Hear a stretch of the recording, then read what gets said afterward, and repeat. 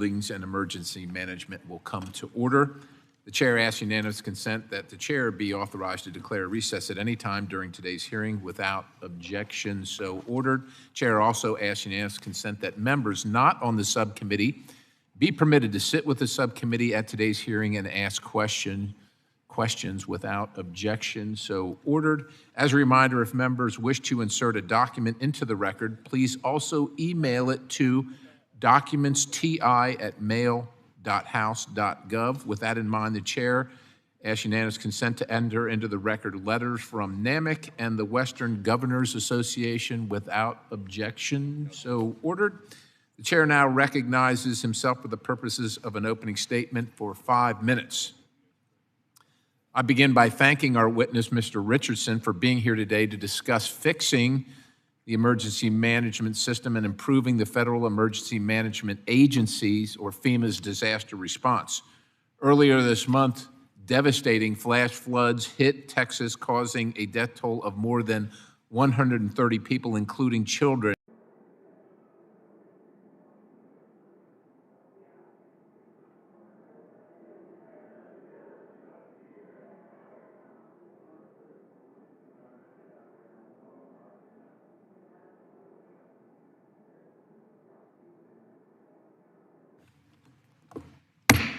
Good morning, everybody. The Subcommittee on Economic Development, Public Buildings, and Emergency Management will come to order.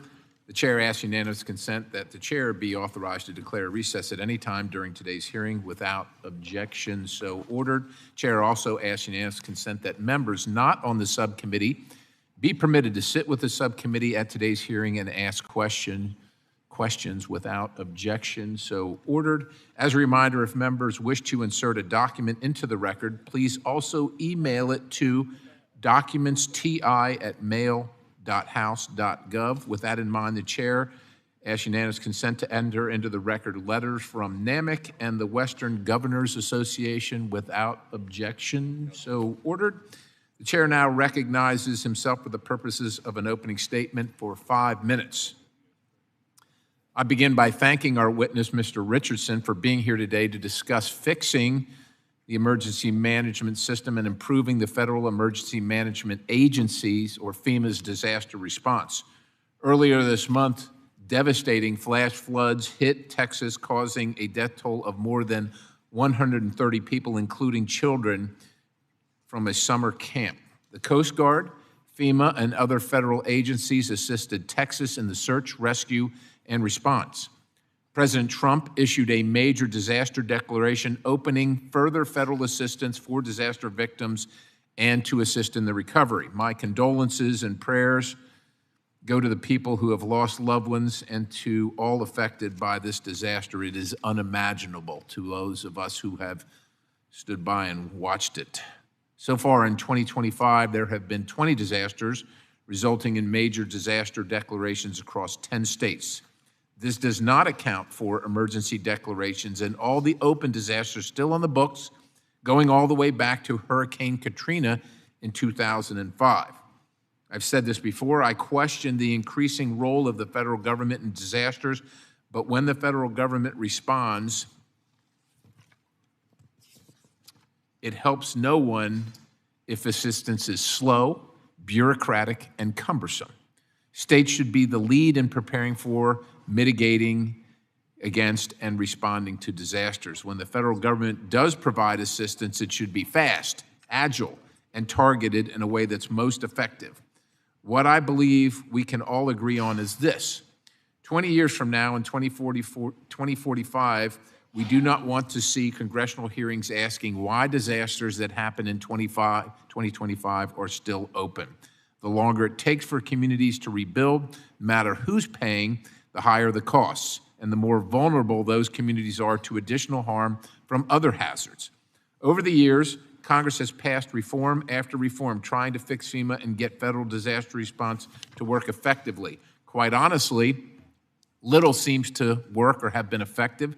Congress passes something intended to fix disaster response, but bureaucrats continue to complicate the law with added regulations. This makes the implementation and process more confusing. At times, it seems the process actually gets worse, not better.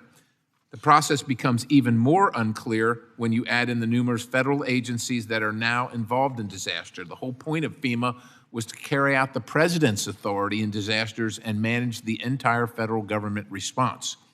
However, we seem to have gotten away from that, and we have many agencies, often with conflicting requirements and rules involved, slowing the process even more.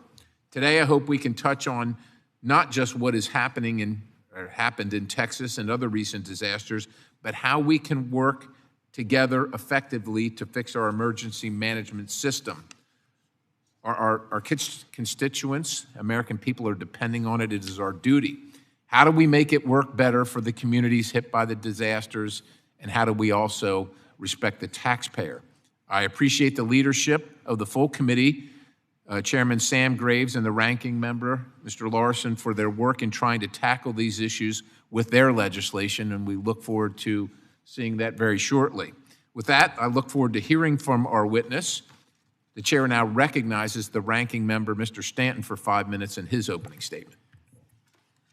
Mr. Chairman, before I begin my testimony, I ask for unanimous consent that the committee observe a moment of silence to honor the 135 lives lost in the Texas floods and to pray for the safe return of those still missing. Without objection, so ordered.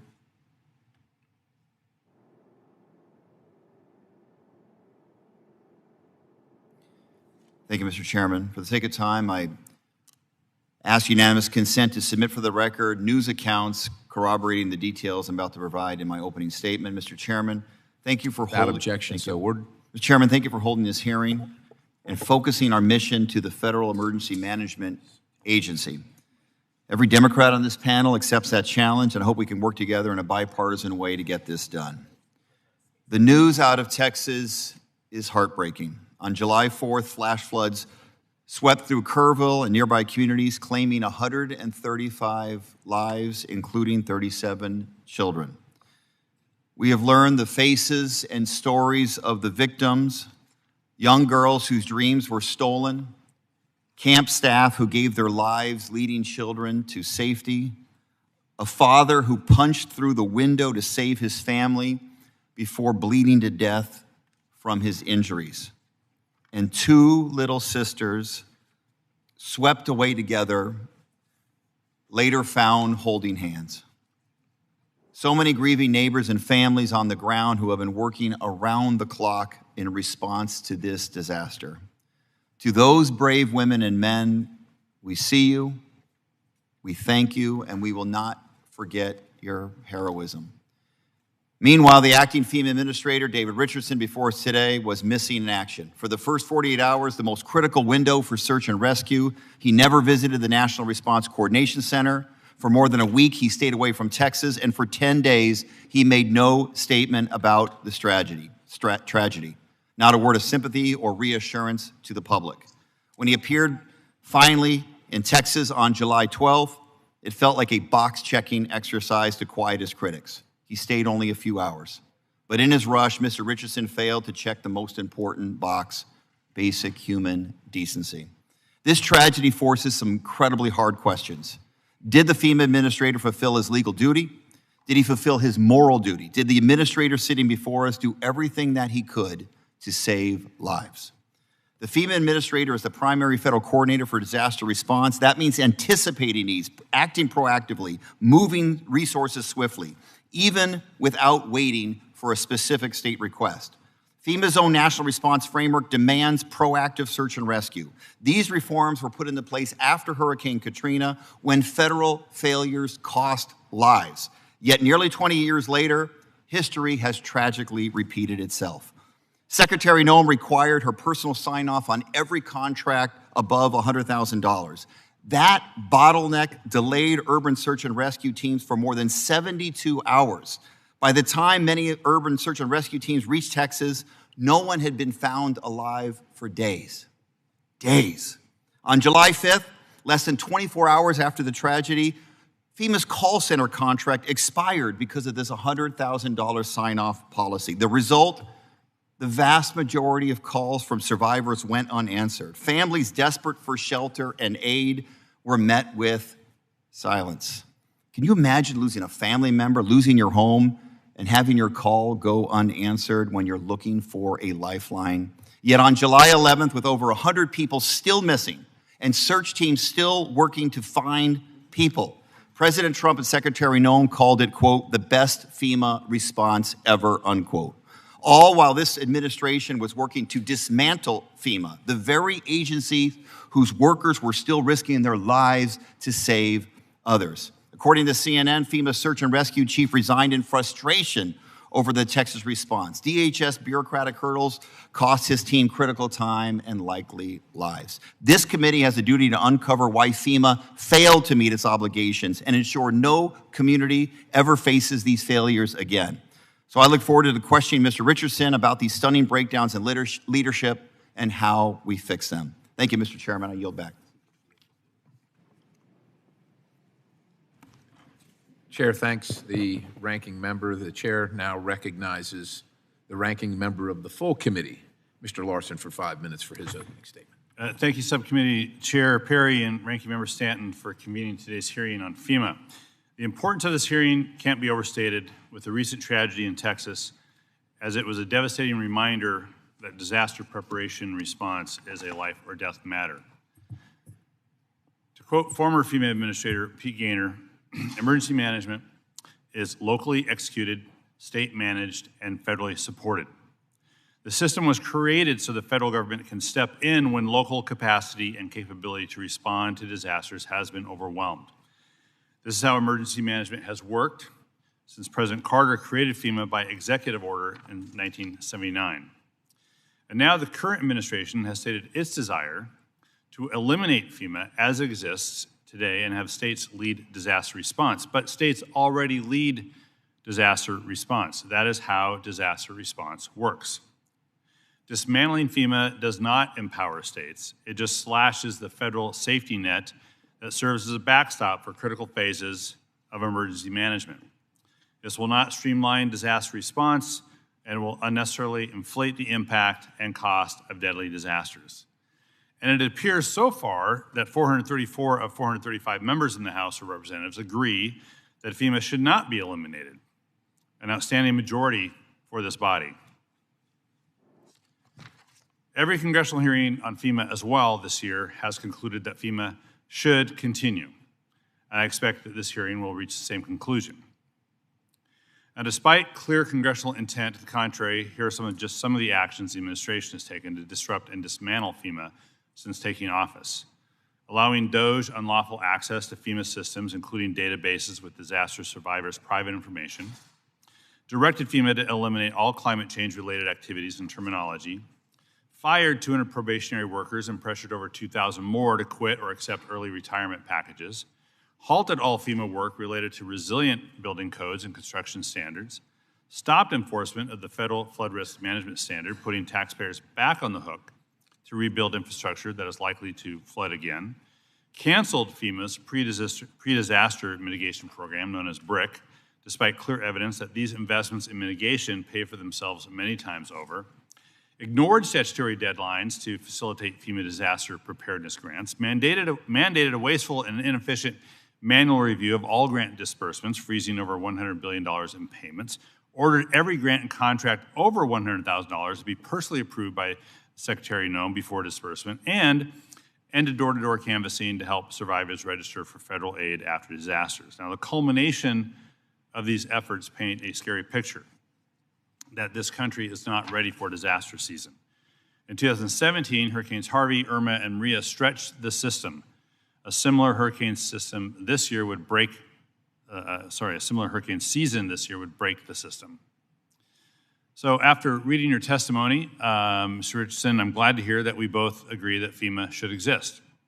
That's why I've worked with Chairman Graves to draft the Fixing Emergency Management for Americans Act, or the FEMA Act. Our bill will restore FEMA to being an independent cabinet-level agency, create a new public assistance program that gives incentives to states to prioritize resilience and rebuild quickly, improve FEMA's individual assistance program for disaster survivors by creating a universal application for federal assistance, making it easier for survivors to access resources for basic needs and housing, and restructure FEMA's mitigation programs to make funding accessible with greater speed and reliability. It does many other things, and it is based on bipartisan work of this committee and has bipartisan proposals from folks on this committee and off of this committee. We'll be introducing the bill this week after months of painstaking review and incorporation of stakeholder feedback. We're not waiting for a FEMA Review Council. We don't need to wait for a FEMA Review Council. We've been reviewing FEMA for a long time, and that's why the FEMA Act is getting introduced. So I look forward to moving this legislation through the committee and to the House floor before and hopefully having it passed by both houses of Congress and signed into law. That is the process of making major changes to federal government agencies. Today, we're going to have a serious discussion on the current state of the nation's disaster readiness posture, and there will be some tough questions, Mr. Richardson, but please don't think we're asking them because we want you or FEMA to fail. We want you and FEMA to succeed. We desperately want and need you to succeed so Americans are safe from disasters. So thank you for being here. I look forward to your testimony and yield back. Chair thanks the ranking member. The chair now welcomes our witness, Mr. Richardson, and thank you, sir, for being here. Briefly, I'd like to take a moment to explain our lighting system for our witness and for everybody else in the room, in case you're wondering.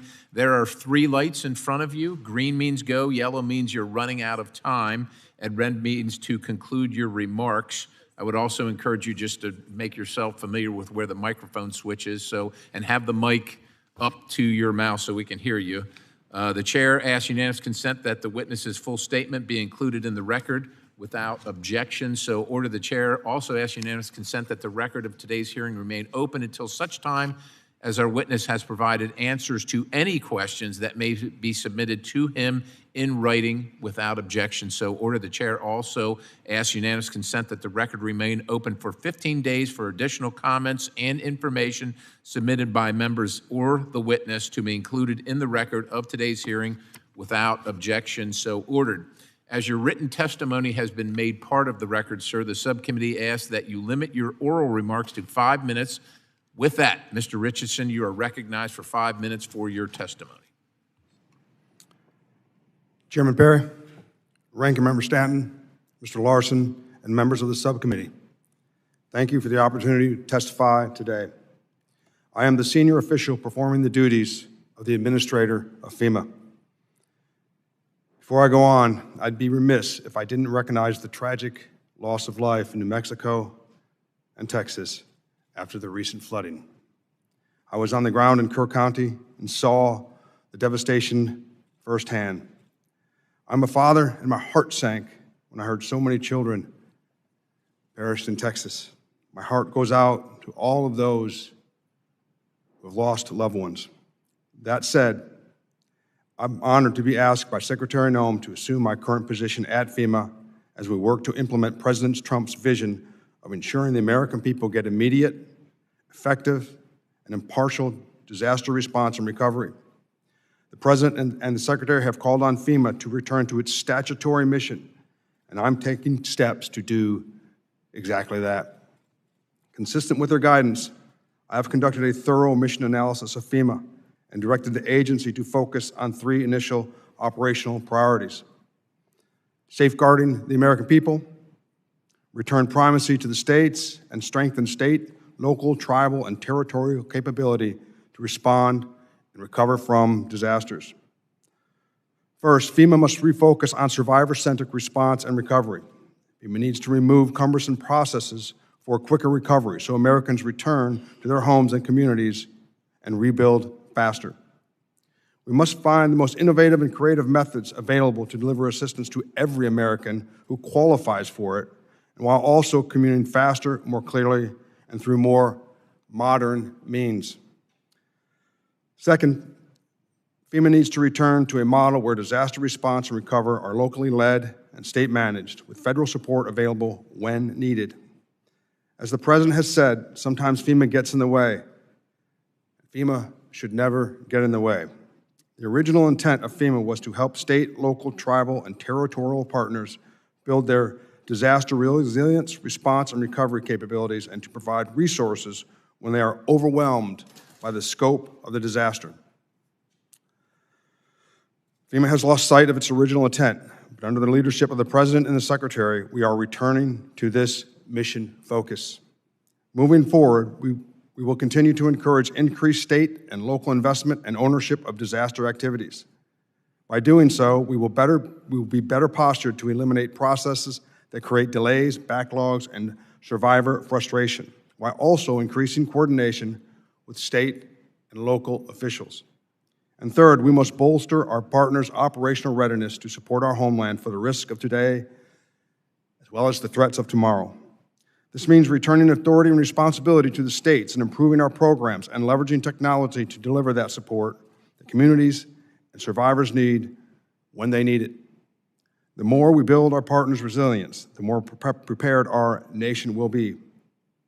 By emphasizing these operational priorities, we have narrowed FEMA's focus to what it should have been all along, making sure that resources are brought to bear to help communities on their worst day. We are focused on cutting through red tape and ensuring that when federal assistance is warranted, we deliver assistance to survivors rapidly, regardless of the political affiliation, race, or creed. But these are just the initial steps. The President has appointed Secretary Noem and Secretary Hedsa to lead the FEMA Review Council, which is conducting a comprehensive review of the agency. The Council is dedicated to reimagining, not just reforming FEMA. To that end, I will ensure that FEMA is fully cooperative with the Review Council. We respect the independence of the Council's review and will welcome its recommendations. I am confident that the Council will offer the President actionable recommendations for a more efficient federal disaster response, which is refocused on serving Americans during their darkest days. Additionally, the President has issued several executive orders to streamline government, and Secretary Noem and I are committed to ensuring that those executive orders are carried out both in letter and spirit. Finally, I am a longtime public servant. I served in the United States Marine Corps as a ground combat officer, leading Marines in deployments to Afghanistan, Iraq, Africa, and FEMA. And before FEMA, I served as the Assistant Secretary for DHS's Countering Weapons of Mass Destruction twice. As long as I am in this role, I will ensure FEMA remains singularly focused on the core mission. This subcommittee has an important voice in this process of change, and I look forward to working with the committee on the FEMA of tomorrow. Thank you again for the opportunity to testify today, and I look forward to your questions. Chair thanks the gentleman for his testimony. We will now turn to questions. The chair recognizes himself for 5 minutes of questioning. Mr. Richardson, last week members received a briefing from the Federal Emergency Management Agency, the Coast Guard, and the Army Corps of Engineers on the ongoing response to the Texas floods. And I know we're still in the response mode with over 130 fatalities and 100 people still missing tragically. However, we do not know when the next disaster is going to happen. And so I know that we're looking for after-action reports, but I think I need to turn to some of the questioning, or at least a testimony today, because it countervails what we heard yesterday or last week directly from FEMA, from Mr. Turi, when I asked him particularly about response times to the call center. Now, we understand from Mr. Turi that when there is a disaster occurring, that disaster is the one that receives precedence. So you might be getting calls into the call center from across the country, but the ones outside the disaster response area are put kind of behind the ones that are a priority, which is the disaster that's occurring now. And in that case, wait times were significantly reduced based on what we're hearing from the ranking member here.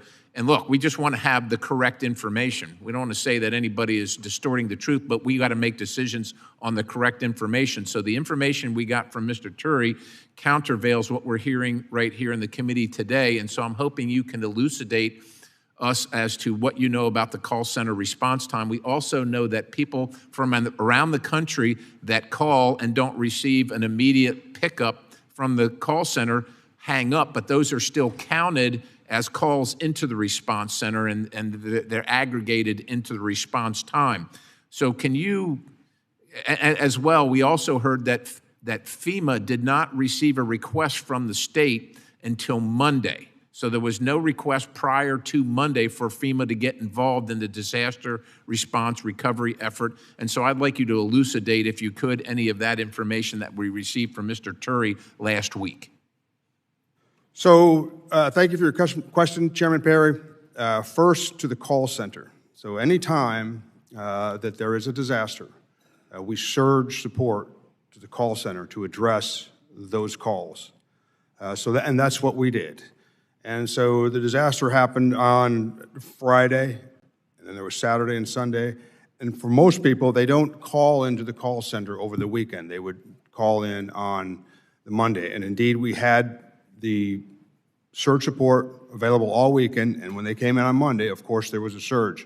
Now, as Mr. Turi very likely told you, all calls were answered within 3 minutes, and no call, or in 3 minutes, and no calls beyond 10 minutes. So it's from 3 to 10 minutes. And the vast majority of phone calls were answered, and the questions were addressed. Now, regarding I think the next part of the question is the support on the ground in Texas on, you said Monday, correct? Well, that's what we understand from Yes. Mr. Turi is when FEMA received the request from the state of Texas. FEMA doesn't go unrequested, as the federal government. That's correct. The requirement is to wait for the state to request and then be prepared to respond. So Texas, first of all, on the deck in Texas on the 4th of July, there was a national urban search and request team. We have 28 of those teams all over the country. One of them is in Texas. So in College Station, Texas, that FEMA-funded, FEMA-trained, and FEMA-equipped asset was already on the deck on 4 July. And there was also a federal coordinating officer at the EOC, Emergency Operations Center, in Austin. And regarding the request on Monday, that is correct. So the disaster declaration didn't come in until Sunday, and then Monday they requested, and the support was there within 24 hours. Within 24 hours, is there a standard by which is set for FEMA on the response time? Is 24 hours? It seems, from my standpoint, that seems like a long time to wait. So just tell me if there's a standard. When we had a medevac call in Iraq, as the commander of the task force, if the aircraft wasn't airborne within 8 minutes of the call, it was a call directly to the Secretary of Defense. What is the response time, if you know, required for FEMA on such a response?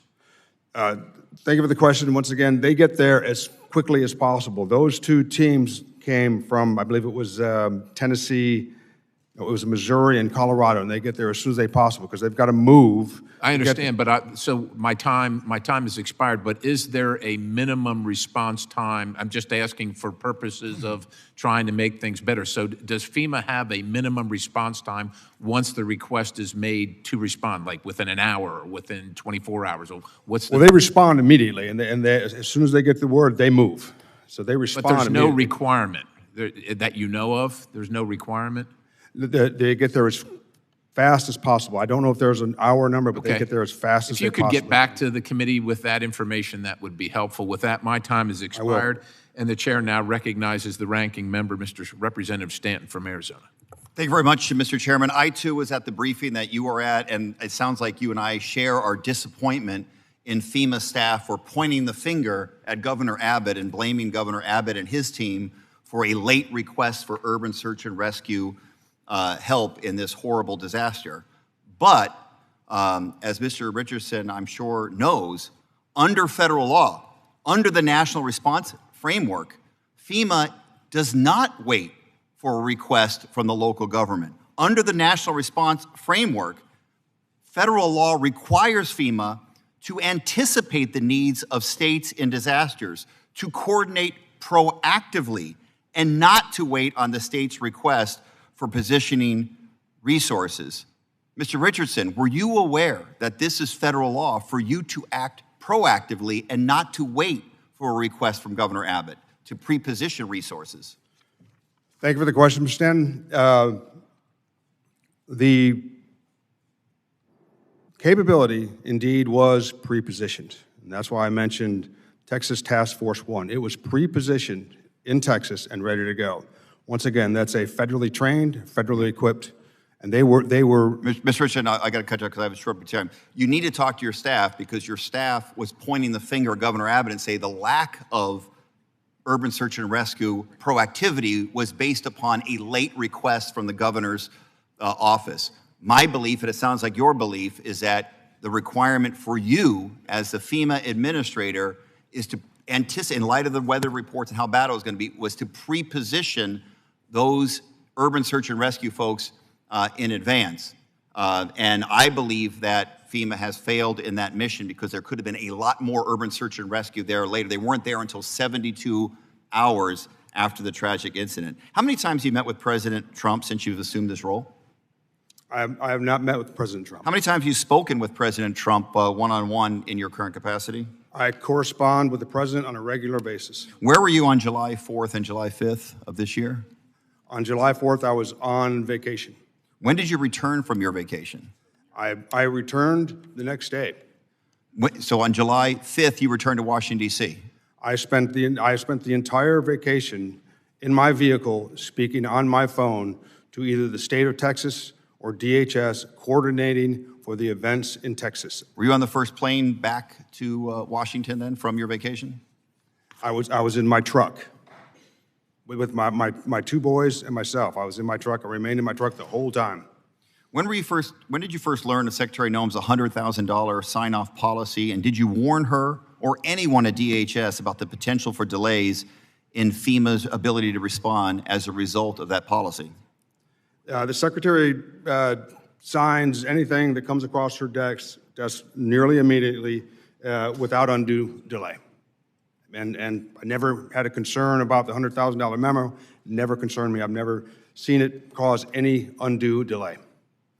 The $100,000 sign-off policy did not delay your ability to proactively put forward resources, urban search and rescue resources in place as soon as you knew about how bad the flood was. Under President Trump's leadership and Secretary Noem's leadership, their exceptional leadership, the support that was so critical to the people and the state of Texas on their worst day was on target, on time, and that is what they told me. Yeah. That's what the president said. That's what the secretary said. Texas got what they needed when they needed it. So your lack of visibility in the hours and days and even week after this horrific flood that cost so many lives is shocking. Secretary Noem was very present. You were not. Did President Trump, Secretary Noem, or any official at the White House direct you to stand down during this crisis? I was in constant communication with the state of Texas, DHS, and the White House, handling the disaster immediately when I found out. And I remained so for the entire time. Constant communication with the emergency manager in the state of Texas, NIM Kidd, as well as Region 6, as well as communication with the White House and Secretary Noem. I was on full duty, full time. Mr. Richardson, you were nowhere near Texas at the critical moments in the search and rescue, and you did not even show your face for more than a week after the flood. You are the administrator of this critical agency. You're the leader, but you did not lead as you are required to by federal law. But worse, you seem uninterested to learn what went wrong and how to respond better. Do the victims and survivors in Texas deserve an apology? What happened in Texas was an absolute tragedy. It's hard to fathom. I went to Texas. I flew over. It was an absolute tragedy. My heart goes out to the people in Texas. Yeah, I know that there was... That was intended as a yes or no question, and I'll appropriately take that as a no. Mr. Chairman, this wasn't just incompetence. It wasn't just indifference. It was both. And that deadly combination likely cost lives. I yield back. Gentleman's time has expired. The chair now recognizes Representative Vizell from Mississippi. Thank you, Mr. Chairman. And thank you, Mr. Richardson, for being here, and thank you for meeting with me earlier last week. We discussed numerous FEMA issues the other day. For years, the agency has struggled to respond effectively to disasters, both before and after they occur. A couple of months ago, one of the county managers from North Carolina testified before this subcommittee and reflected on the fact that FEMA did not even pick up the phone when tragedy struck. Within my own district, as we've discussed projects that still linger after Katrina, we're coming up on the 20th anniversary next month. 20 years after the deadly hurricane, my office is still battling with FEMA over issues from that hurricane. Mr. Richardson, what measures is FEMA taking to finally close out the Katrina projects? There's a great emphasis on closing out the FEMA projects. It's one of my discoveries during the full mission analysis at FEMA that we have a long ways to go on closing out all the open disasters. In fact, just this morning, I was briefed on the open disasters, and that's one of the challenges we find with FEMA, that it's there's too many bureaucratic processes in the place for closing out the disasters. You gonna work on cutting out some of those bureaucratic issues? Indeed, I am, sir, and I would be glad to collaborate with you, come see you, and talk you through how we're doing that. Thank you. Kind of switching gears here just a minute. Last Congress, I asked Administrator Criswell to consider the flood maps provided by locals in my state. I am encouraged by the positive feedback from that, and I want to continue on with conversations about that between FEMA and the stakeholders in Mississippi. A more informed consumer base armed with clear signals about their flood risk would lead to a better insurance participation, stronger risk pools, and encourage flood mitigation investments that reduce flood insurance premiums and help the taxpayer. How is FEMA modernizing NFIP to meet the need for property level risk flood management? So the National Flood Insurance is a challenge. The floods are the most damaging disaster that we have, and that's that costs billions of dollars a year. So what I can say is that we are looking at ways to modernize, and I don't want to get ahead of the FEMA Council, because I know that the FEMA Council is also looking at ways to modernize the flood insurance program so that we can all benefit from it. Right now, as I mentioned, it's very expensive, but we always pay out the premiums at FEMA. Thank you. Mr. Richardson, many states depend on preparedness grants for approaching disasters. Currently, we are in hurricane season, as you well know, and these grants are vital for preparation and mitigation. Mr. Chairman, I request to submit for the record a letter from Representative Davidson and Representative Lansman to Secretary Noem and Mr. Richardson. Without objection, so ordered. Mr. Richardson, can we expect the notices of funding opportunities for FY25 grants to be released? They're currently 68 days behind their past due date. I have good news. As we speak, notice of fundings are going out the door. Great. Well, that's really good news. Lastly, Mr. Richardson, have you been able to read through the bipartisan work product the committee has introduced on FEMA reform, and what's your opinion of the reform draft? Indeed, I have. Can you repeat the last part of the question? Have you been able to read through the reform we've asked, and can you give us your opinion about the draft? So I read through the draft, and because I've done my own thorough mission analysis at FEMA, I'm pretty familiar with the language in your draft. And there was a couple of things I saw. And although it didn't address mission creep necessarily, what I did see was that it was restricted to the statutory missions of FEMA, which is good, because what I discovered during the mission analysis, there's a lot of mission creep. A couple other things I saw in there. There was a large emphasis on coordination. I think part of the mission creep at FEMA is that there's boots on the ground where we should be doing more coordination. I do believe I saw something in there on continuity, which is outstanding, and then I think there could be better survivor interface, and that's also something that was in the draft language. Thank you, sir, and I appreciate you being here today. And Mr. Chairman, I yield back. Chair thanks the gentleman. The chair now recognizes the ranking member of the full committee, Representative Larson from Washington. Thank you, Mr. Chair. Mr. Richardson, your testimony says that you've been asked to, quote, return FEMA to its statutory mission, and you've mentioned that a couple times. So I have a list here compiled by the Congressional Research Service of the 518 actions that the law mandates FEMA needs to do. And currently, FEMA doesn't follow all these laws. It's 518 statutory missions. It's kind of a crazy question, but can you commit today that you'll fulfill the promise in your testimony to return FEMA to its statutory mission and implement all the mandates in this list? So the answer is, we did our own mission analysis at FEMA, which comes up with not far from the statutory tasks that you have there. And what we did, and I can commit to, is that we developed 8 mission essential tasks that we have to do by statute.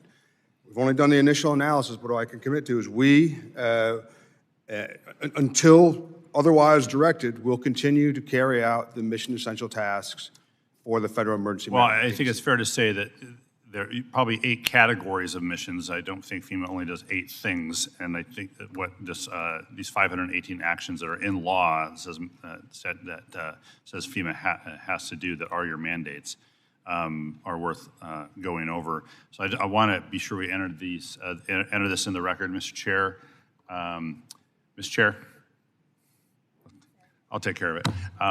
The next thing I want to ask is you noted that the original... Without objection, sir.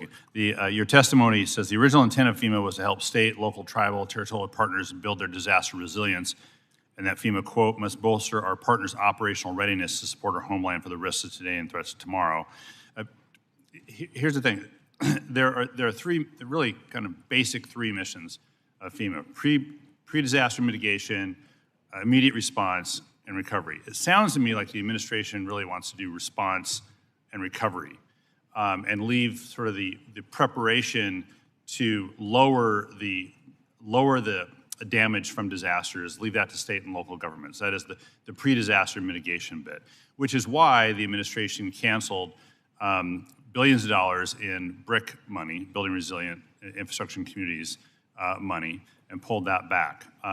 But it does seem that you aren't helping communities prepare for their worst day if we are not helping them, if we're not including in the recovery bit the ability to build for that worst day, so the impact of the worst day is less than it could have been. And that is pre-disaster mitigation assistance. I'm thinking specifically of a lot of things in my state.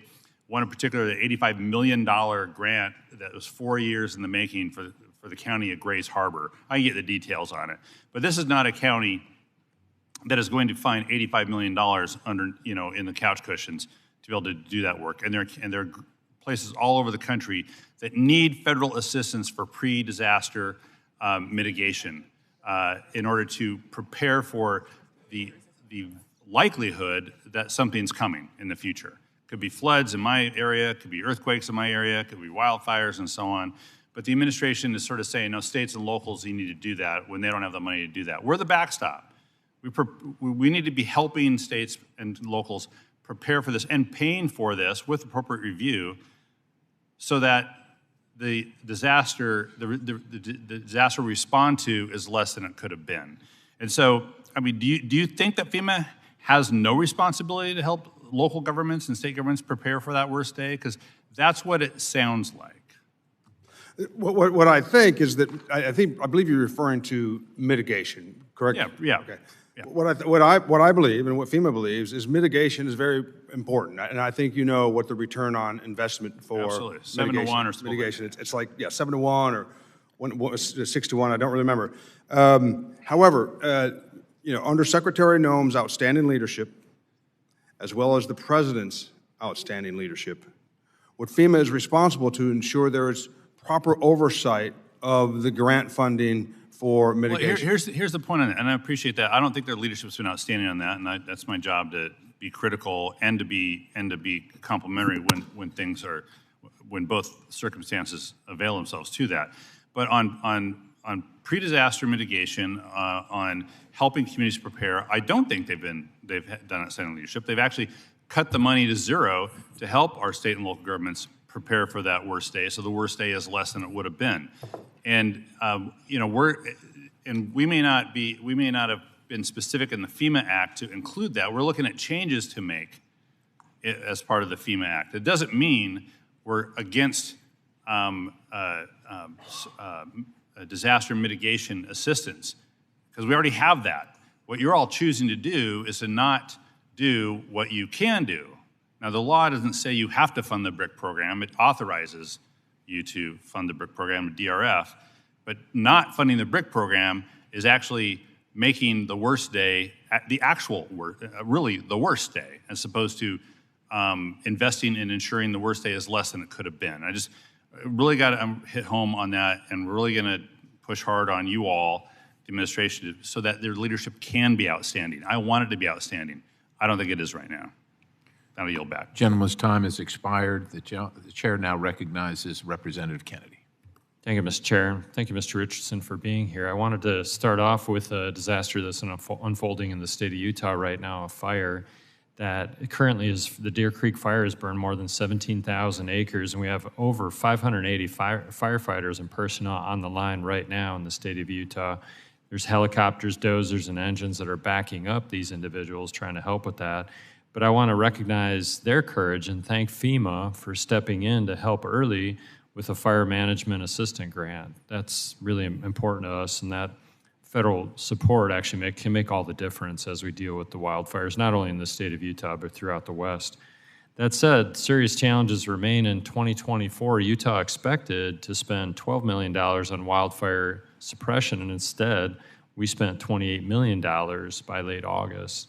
And FMAG reimbursements from previous fire seasons are still delayed for us, leaving the state to front the costs. Thanks to your leadership and the Utah State Legislature, we're now operating with a unified wildfire suppression fund that supports prevention and post-fire recovery. It's a forward-looking state-led model that gives Utah the flexibility to act quickly and invest wisely. Utah needs federal partners who help us move faster, not slow us down in these circumstances. I have a few questions regarding that. So the first question is, working with the Utah Legislature, we've got this wildfire suppression fund that is designed to manage all phases before, during, and after the fire. How is FEMA supporting that kind of state-led model, especially for major incidents like the Deer Creek fire and smaller fires like Amelia and Rye Draw? Thank you for your question. So the way we manage that is not only through FEMA, but also through the regional administrator, and they work very closely with the states on those issues. I am very aware, my heart goes out to the people of Nevada of the fires. I get briefed on that nearly every day, so I see them. And so that's kind of how we handle that normally at the regional level. And the regional managers, they'll contact me, we're in close communication, and we work through any issues that happen. But no, that generally happens at the regional level, which is it's how it should be, because that is the closest to the state. Good. Thank you very much for that. As to these reimbursements, the assistance grants reimbursements, Utah is still waiting for FMAG payments from past fire seasons. What is FEMA doing to speed that up to help these states that have spent a lot of money to suppress these wildfires, often that are on federal lands? So you're asking me how we're speeding up the FMAG process? How do we speed up the FMAG process? So I'm not real familiar with exactly how we do the FMAG. What I like to do is go back to my office and see exactly how it's done, and then we'll bring to you some recommendations. Yeah, and anything we can do to help with that, with recommendations on your part or our part. The reality is this is in the state, but the federal lands are often implicated, which leads me to my final question. If I have any time remaining, I'll yield that to my chair. But the Deer Creek fire currently is crossing county and state lines as well as tribal lands. And what systems is FEMA using to support real-time coordination as we deal with various jurisdictions associated with these fires, which don't respect boundaries? So are you asking me what technology we're using? Technology or methods that we'll use as these fires cross various jurisdictions, including state lines, county lines, and tribal lands. Once again, I'm going to have to get back with my staff, and I'll circle back with you. Please do. Thank you very much. I don't know the exact answer to that. Mr. Chair, I'll yield time to you if I've got about a minute left, so please. Chair, thanks the gentleman. Mr. Richardson, in previous questioning, it was implied that FEMA is, I think, uncaring. And many of us on either side of the aisle here have certainly plenty of, I think, justified criticism of FEMA. But in regard to the Texas fire or Texas flood and the search and rescue effort, is my understanding in the briefing last week that the governor requested the Coast Guard, indeed close by, one unit located in Houston. Neither unit could get to the site of the flooding and actually do search and rescue or recovery operations due to weather. And as a matter of fact, one of the members of the Coast Guard has been highly decorated for his actions on the ground there.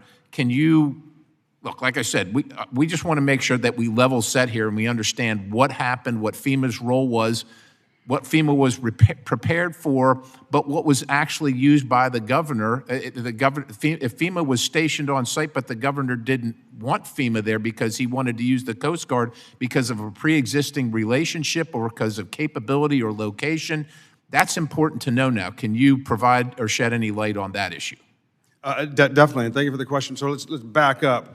So from the second that I found out about the horrible disaster in Texas, what I was doing was coordinating, okay, from where I was coordinating to ensure that these assets were being applied to the disaster.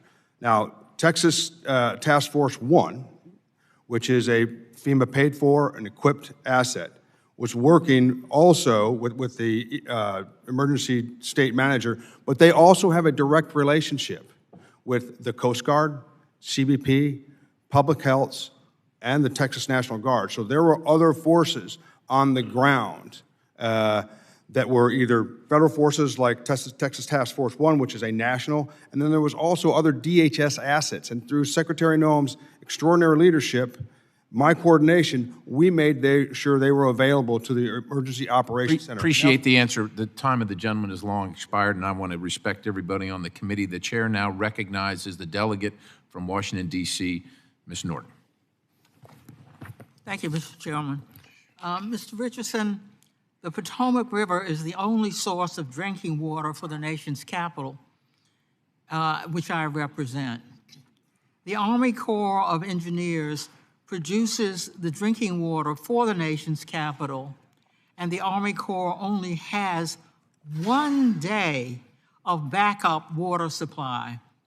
This poses a significant risk to the residents of the nation's capital, the operations of the federal government, national security, and regional economy. What steps, if any, has the Federal Emergency Management Agency taken to prepare for the possibility that the Potomac River could become unusable for drinking water at any moment, whether through man-made or natural events? Ms. Norton, thank you for your question. And the first time this came to my attention was yesterday afternoon. And before I left the office, I asked my staff, I said, we need to get together a information so that I can go sit down with Ms. Norton and walk through this. And we need to know all the issues. So if you would allow me to come and talk you through this and figure out how we're going to address this, I would appreciate it. Very much. I'd appreciate your coming. Do you believe that human activity, particularly the burning of fossil fuels, is the primary cause of climate change? Thank you for the question, Ms. Norton. What I believe is, you know, I'm the sitting in the chair of the FEMA administrator. What I believe that we will address disasters regardless of their origin. Well, do you believe that the frequency and severity of natural disasters in the United States are increasing? What I believe is, regardless of whether they're increasing or not, that the FEMA is there to assist the American public, the nation, in disaster response and recover, regardless of the origin or regardless of the frequency. Thank you very much, and I yield back. Chair thanks the gentlewoman. Chair now recognizes the gentleman from Texas, Representative Babbitt. Thank you, Mr. Chairman. I appreciate it. And also thank you, Administrator Richardson, not only for being here, but also for your service as a Marine. Thank you so much. The tragic events that took place during the flood in the heart of the Texas Hill Country has shaken us all very, very deeply. But for me and many families in my district, this hit pretty close to home. The Hill Country is home to Camp Mystic, Camp Stewart, Camp Waldemar, Heart of the Hills, many other ones, cherished summer camps. The children at these camps were heavily impacted by the flooding. My family's connection to these camps spans generations. As a matter of fact, my father-in-law, my brother-in-law were there in the 30s and 60s. I was a teenage counselor myself in the 60s. My own granddaughter had just returned from Camp Mystic's first term earlier this summer, and another one of my granddaughters is planning on attending Camp Mystic as well in the second term, but unfortunately, or should I say fortunately, she had a torn meniscus and we had to cancel. I've had 4 grandsons attend Camp Stewart just a few miles down the road, and there are so many more people not related necessarily by blood, but who feel like family to me. It was a cultural thing that went for many, many generations. The entire state mourns the loss of longtime camp director Jane Ragsdale, a woman who poured her heart into shaping generations of young lives, including my own daughters and granddaughters. No words can really truly capture the grief and heartbreak that so many of us feel, but we owe it to these families and future generations to ensure that this never happens again. We must learn everything we can from this tragedy. We must act. And that's why the House Science Committee, which I chair, will be conducting a thorough review of the circumstances surrounding this event. And it's also why reauthorization of the Weather Act must prioritize improving weather communication, strengthening coordination with local officials, and accelerating technological innovation. Communities must have every single advantage when severe weather hits. NOAA and the National Weather Service must be equipped to fulfill their core mission, protecting life and property. The National Weather Service has been found to have done their job. They were not understaffed. The truth of the matter is they did what they needed to do. Administrator Richardson, as you know, heavy rains and flash floods are not uncommon in Texas, especially in my own district over on the east side of the state where we've had 7 disaster declarations in 10 years. But the scale and suddenness of this particular event in Kerr County, Texas, demand urgent attention. And here on the Transportation and Infrastructure Committee, where we work closely with FEMA on long-term planning and disaster mitigation, I look forward to working with you and your team to identify gaps, streamline interagency communications, and support smart, data-driven solutions, whether it's investing in flood mapping, modernizing warning systems, or expanding public education. We've got to work together to prevent another tragedy. This flood has changed lives forever. We owe it to every single family, camper, counselor, first responder, to make sure that their pain leads to progress. I don't have, well, I've got a little time left, so I want to ask you, I have a question. What steps will FEMA take to ensure that something like this will never happen again? And how can we in Congress support your efforts to strengthen preparedness and response capabilities? Thank you for your question. Yes, sir. So, once again, the events in Texas, the tragic, I mean, we've all heard, descriptions of it, seen descriptions of it, was absolutely horrible, and our hearts go out to the great state of Texas and all the people. I've got 2 boys, and when I flew over the Guadalupe River and saw Camp Mystic, my heart, which had already sunk further. So, and this is how we kind of work this. This is locally led, state managed, and federally supported. So what we do is we work as closely as we can with emergency managers in Texas and the local communities, and through mitigation grants and resilience and those type of efforts, we work with them to build the best emergency management system we can have. And as you saw in Texas, under the Secretary's leadership and the President's leadership, it worked very, very well.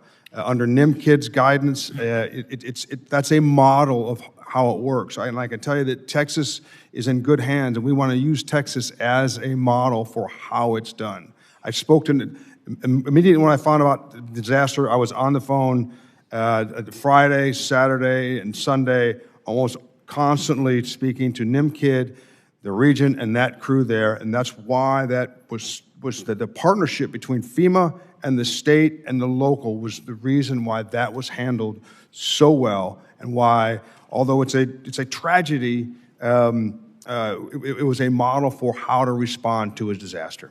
Okay. Gentleman's time has expired. Thank you, Mr. Chairman. I yield Chair back. thanks the gentleman. The chair now recognizes Representative Friedman from California. Thank you, Mr. Richardson, for being here today. I represent parts of Los Angeles, which of course was devastated by huge mega fires recently. Very appreciative of FEMA's efforts on the ground. What we've discovered is that currently FEMA bars providing assistance to disaster victims who've received individual charitable donations, like through their church or through a GoFundMe page. They're finding that FEMA is deducting that amount. So I introduced a bill, Don't Penalize Victims Act, to ensure that charitable donations are not considered a duplication of benefits by FEMA. You know, people aren't raising money to give it to FEMA, they're raising money to give it to victims to help them rebuild their lives. I would like you to say that you're willing to work with us on this and that you will support these efforts as they move forward. I would be glad to work you. What I like to say, there should be no politics in emergency management. I would be glad to work with you and glad to look into it. Thank you. Now, I'd like to continue on some of the questions that have been asked about FEMA's response to the horrific flooding in Texas. And as a mom whose daughter has gone to Girl Scout camp and been up in wild areas, that whole incident really broke my heart. So my heart goes out to everybody in Texas that was affected. The New York Times reported last week that on July 7th, 3 days into the emergency response effort, FEMA call centers responded to less than 20% of the calls coming in from disaster victims for help. That means more than 4 out of 5 calls went unanswered. And I can just imagine the frustration of people looking for loved ones, dealing with damage, dealing with incredible tragedy to find out that their government just wasn't answering the phone. Secretary Noem, however, claimed that on Meet the Press that the New York Times piece was, quote, fake news. So I'd like to clear this up for the record. Isn't it accurate that 80% of, at least, of the calls that went to FEMA call centers on July 7th went unanswered?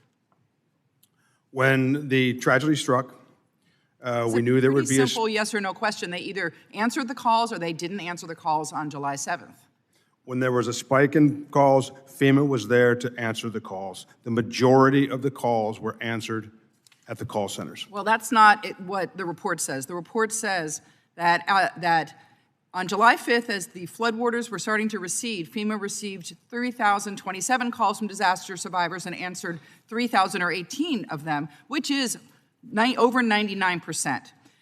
Contractors with 4 call center companies answered the vast majority of the calls. That evening, however, Ms. Noem did not renew the contracts with those 4 companies, and hundreds of contractors were fired, according to the documents and the person briefed on the matter. The next day, July 6th, FEMA received 2,363 calls and answered 846, or roughly 35.8%, according to those documents. And on Monday, July 7th, the agency fielded 16,419 calls and answered 2,613 of them, which is only 15.9%.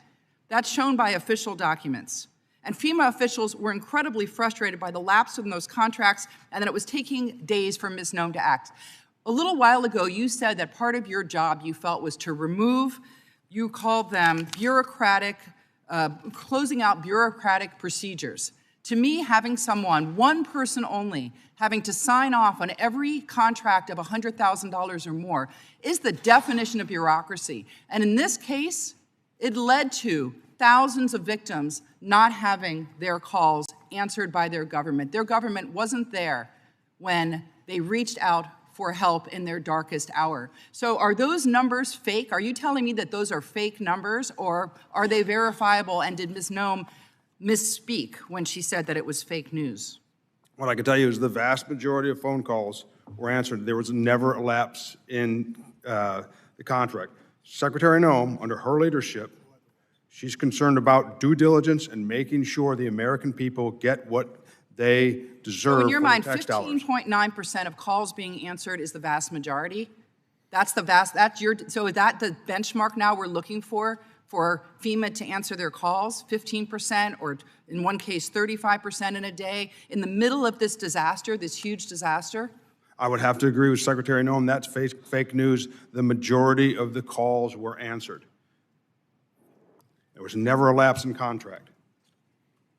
Well, that is absolutely not what the reports from these companies from the disaster says.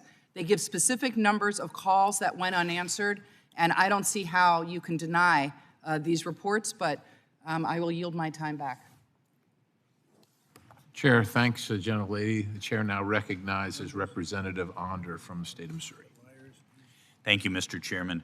Yeah, thank you, Mr. Richardson, for being here with us today. Missouri experienced severe storms and flash flooding earlier this year on May 23rd, and we didn't receive a disaster declaration until last night. My constituents were frustrated by how long it takes to get temporary housing and debris removal assistance support from FEMA. Why does it take so long to make these determinations, and what's being done to cut the time to get help in these situations? So when the determinations come in, we review them. We work with the regions primarily.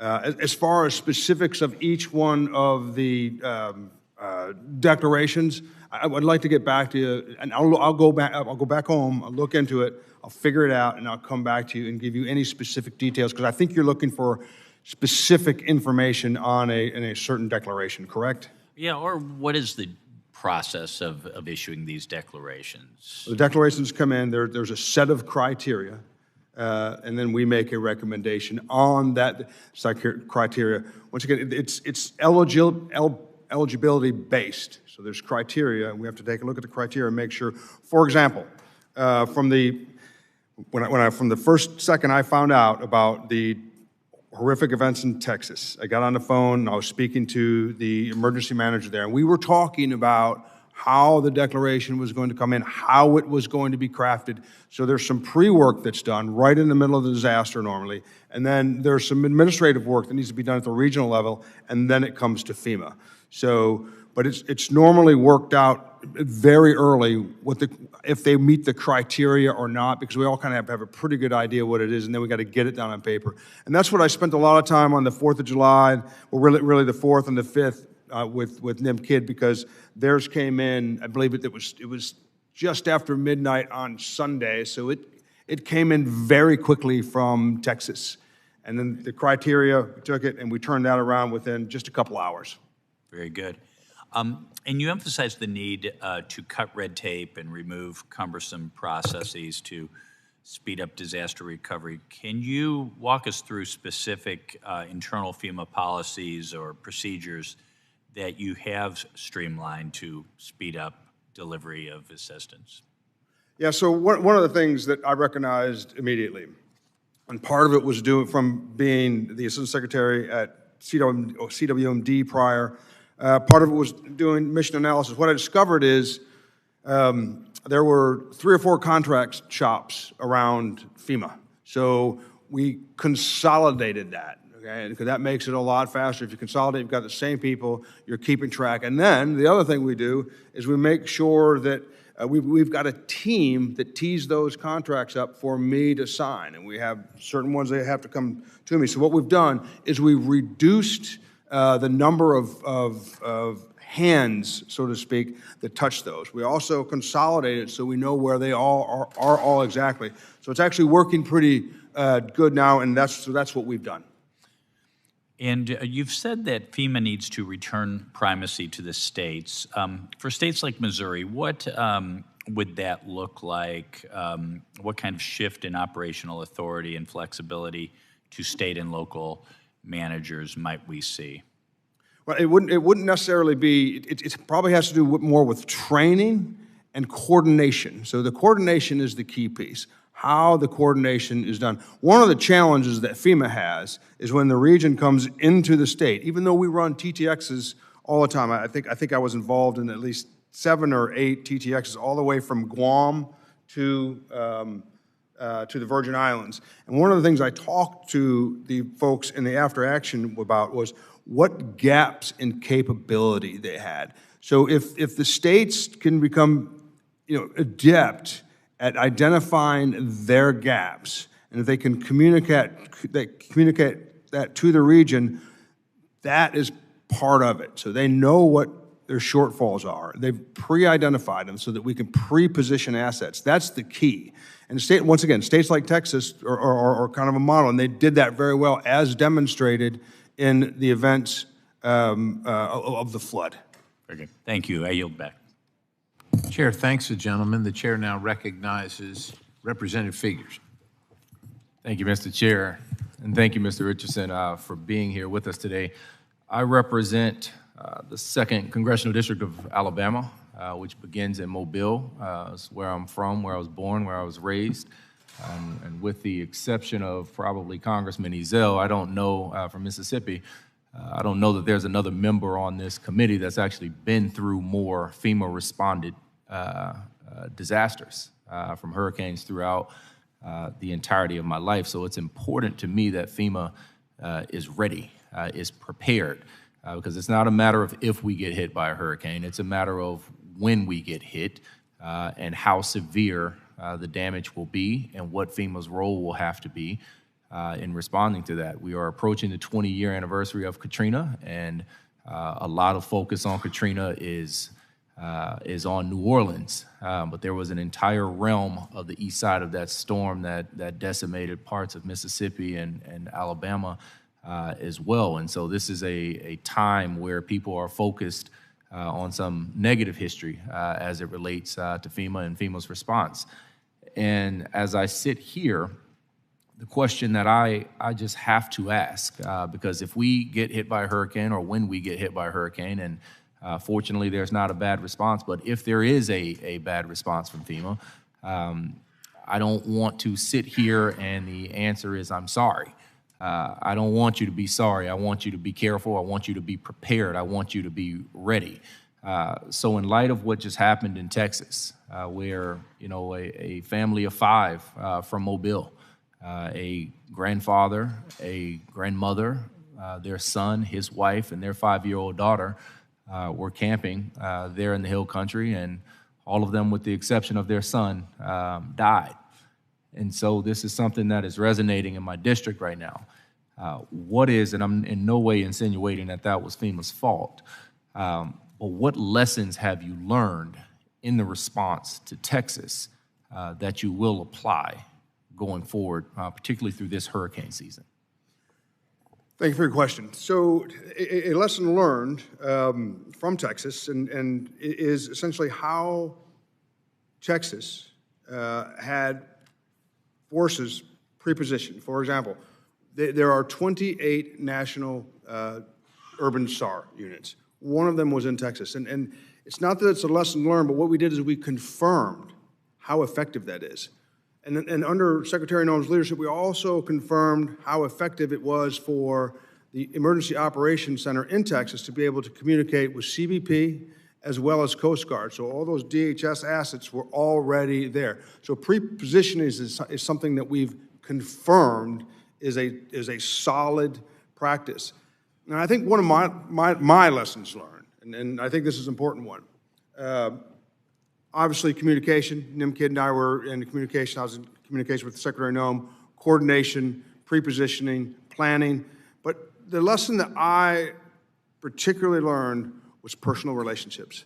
I had come to know the emergency manager in Texas, Nim Kidd, and it helped a lot. From the second I heard about the disaster, well, Nim and I want to cut you off, but I want to preserve my time.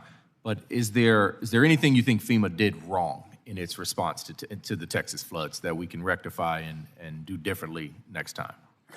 I can't see anything that we did wrong, and I think the President and the Secretary have acknowledged that, and so is Governor Abbott, by saying how well we did. So what we would like to do is we would like to take the strengths that we did in Texas, and we were going to share them with other states, and we'll work on them in tabletop exercise to make sure that they can do it as well as Is it your Texas. testimony here today that FEMA's response to the Texas flooding was a perfect game? It was perfect. Well, nothing is perfect. However, I will say that it was a model, particularly at FEMA, the region, and the state level, that continuity. It was a model how disasters should be handled. And that's thanks to the President's guidance, the Secretary's guidance, Governor Abbott, the State Emergency Operations Center in Texas, the emergency manager, as well as the Region 6 manager. Well, one thing I would encourage is it's important to see leadership there on the ground when it happens. So if this happens in Mobile, we certainly want to see you on the ground, within a reasonable time of when it happens. The last thing I'll say is I know notice of fundings for FEMA grants just went out or are in the process of going out, the notice of funding opportunities, but they're 68 days late. And so my concern is making sure that you guys have the resources and the commitment to actually review the incoming applications in a manner where we will not end up in an excessively delayed state when it comes time to actually awarding the funding opportunities. And with that, I yield back. Thank you, Mr. Richardson. Chair, thanks to the gentleman. The chair now recognizes Representative Fong from California. Thank you, Mr. Chair, and thank you, Administrator, for being here and for your leadership. A few questions. I represent a lot of rural communities in the Central Valley of California. We've been dealing with floods and fires for a very long time. The Burrell fire recently was the largest fire that ever hit Kern County, and I was wondering, rural communities have a challenge of capacity, and of course, coming from a large state, sometimes a lot of times the per capita indicator doesn't help rural communities. I was wondering if, from your perspective, has there been conversations about creating a county level or a zip code level threshold so that resources can go help these communities rebuild? Could you repeat the last part of the question again? Is there a way to help communities, rural communities, rebuild when the tragedies and the fires and the floods, they don't hit the major disaster declaration? Is there a way are you guys looking at ways to adjust the per capita indicator to allow for more rural community rebuilding after a disaster? So I got your question. Thank you for the question. So the question is about rural areas and meeting the threshold. What I will say to that is that, and I don't want to get ahead of the FEMA Council, but the president wants for the country better emergency management, and it's reasonable to believe that piece that you're just speaking to would be a part of that. Because I don't personally come from a rural community, but my parents come from a rural community. I spent a lot of time in rural community. My best friend is a hog farmer in eastern North Carolina. I know what rural communities are. So it's reasonable that would be considered in something in the future, sure. Yes. I would certainly love to partner with you on that and your council. It's in an area where rural communities just don't have the capacity to, when a fire hits, significant impact to that community, and they may need resources, but they just may not hit the threshold of a major disaster declaration, and so we want to ensure that we right-size the response. Yeah, you have my commitment that I'll engage with you and we can kind of look at it and get your ideas. Thank you very much. I want to follow up from questions that my colleague from Utah asked. We also dealt with floods. My community in Tulare County had to endure and kind of front a lot of the resources to help rebuild. FEMA has somewhat, before you, more of a complicated, complex assistance, work through the complexity of the assistance programs. Is there a way to simplify the reimbursement process and maybe expand the advance payments process to help rebuild roads, rebuild bridges that may have been washed away from like a flood? So once again, thanks for your question. And when my team did the mission analysis when we first came aboard, it was kind of phase one of the mission analysis. And now we're breaking down each one of the mission essential tasks, and we're getting to those things you're talking about right now. Once again, I'll share that with you when the time comes. Sure. And your team has been very helpful since the new administration has come in. I think kind of working through the complexity. So I think you're going to hear a lot from a lot of the rural areas. Small communities, they don't have the technical assistance capacity to work through everything, and the back and forth constantly adds a layer of bureaucracy that maybe we can cut through. Yeah, it's a very important issue. And then in terms of incentivizing investments to mitigate before disaster strikes, has FEMA and your team looked at how to better incentivize investments in areas of limited resources? We are working on that now. This will be part of the discussion, the wider discussion that we can have, if you give me some time on that. Perfect. And I would just want to extend an invitation for you to come to my community. We'd roll out the red carpet for you if you ever come to California. And with that, I'll yield back. I would love to come. Chair thanks the gentleman. The chair now recognizes the gentleman from California, Mr. Garamendi. Thank you, Mr. Chairman. This committee has for a long time been concerned about FEMA, the way it runs and operates. There have been major efforts by the committee as a whole and by the subcommittee. I'm thinking back on much of the work done by Mr. Graves before he left Congress. Going forward, the question of whether FEMA is going to survive or not remains open. In the first week in office, President Trump talked openly about getting rid of FEMA. In March, Secretary Noem said, we're going to eliminate FEMA. In June, Trump said FEMA could be eliminated as soon as December, saying he wanted to wean off FEMA and bring it back to the state level. It's not just those words, which are not fake news, by the way. It's also what has actually happened. A third of the staff at FEMA has been eliminated in the DOGE process. So there's serious concern, at least by me and I suspect by other members of the committee, about the future of FEMA. Is it even going to exist? Can you commit to us today that FEMA will exist in the future, will be able to carry out its functions under the law and under the needs of this nation? Or do you not know? Thank you for the question.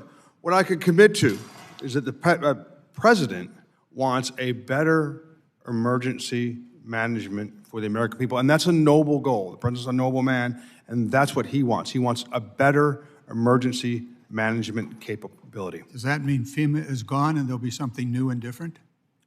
So in his wisdom, and with Secretary Noem and Secretary Hegseth's guide, the president has appointed a FEMA council, okay, that are going to give him recommendations. So the answer is blowing in the wind. We do not know, and you cannot confirm, that it is the policy of the administration to maintain FEMA. I understand that. Let me move along here. A third of your staff is gone.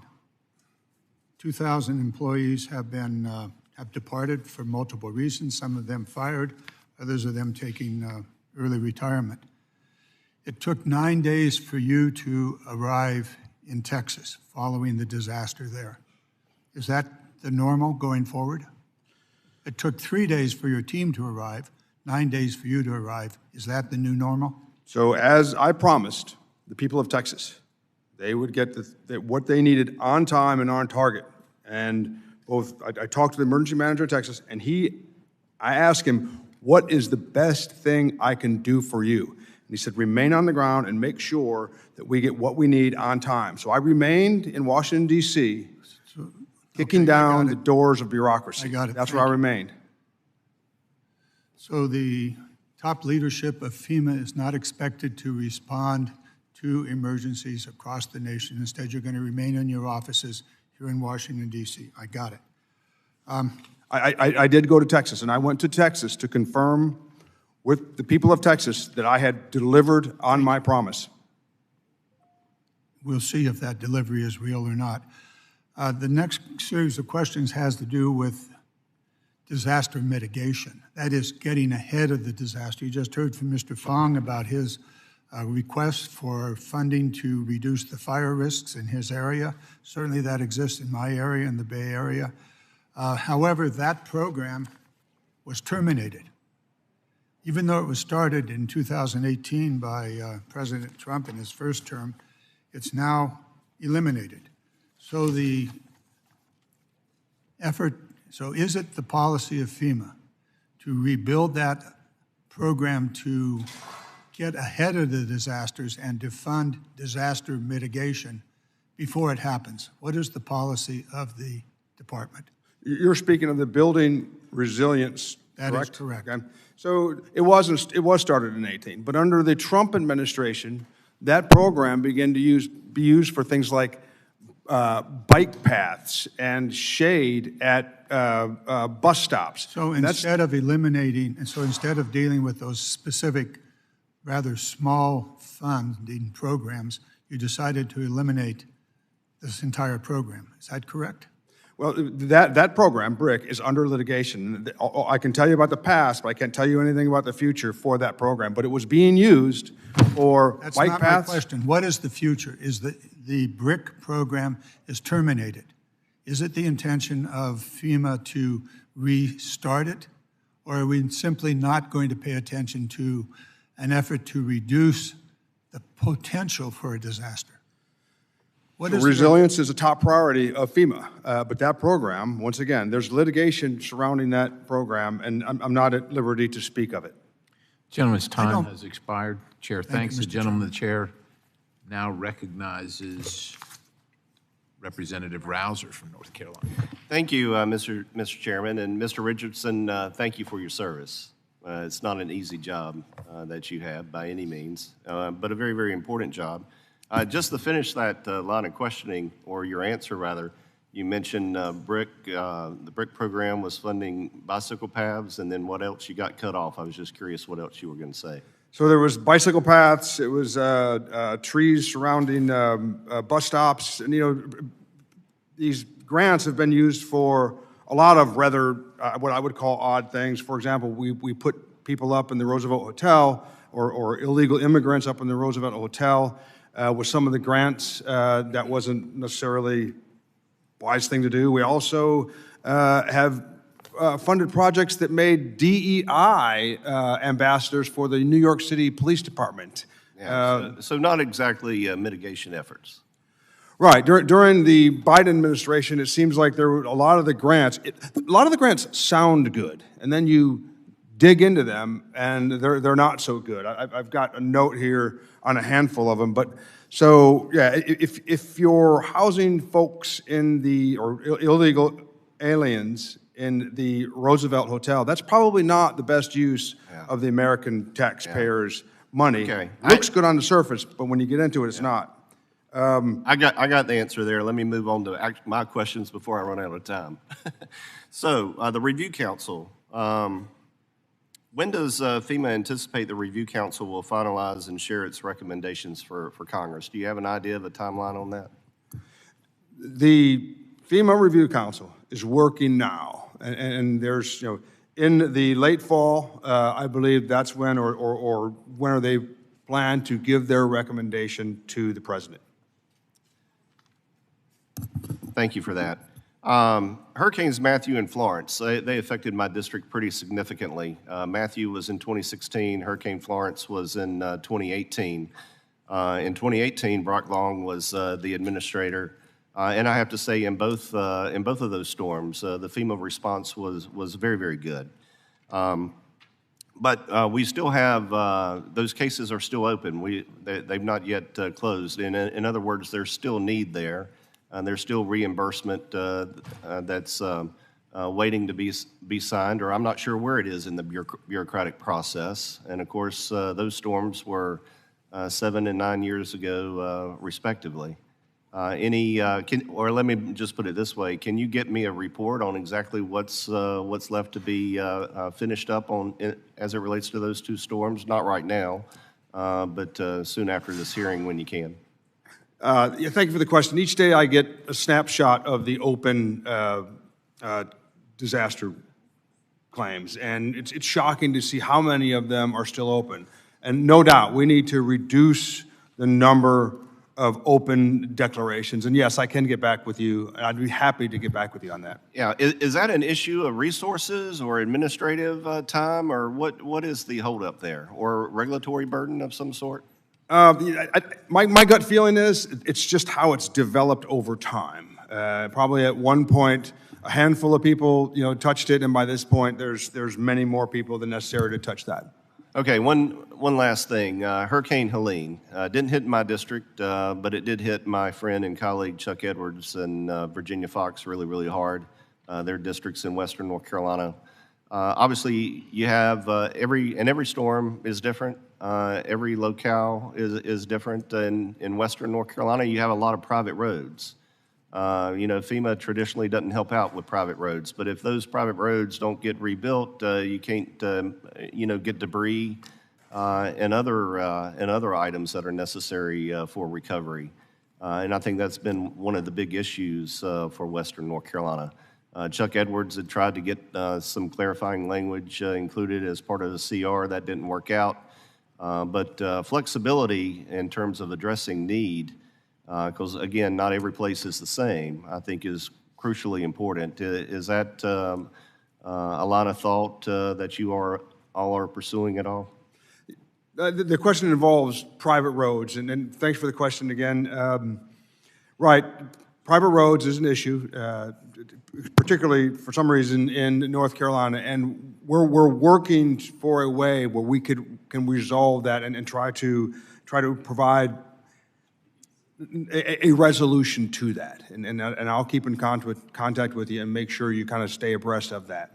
Well, until that aspect is handled, it's just hard for that area to make any kind of substantial recovery. That's the bottom line, and it's somewhat unique to western North Carolina, which speaks to the need for flexibility when you're dealing with these disasters and response.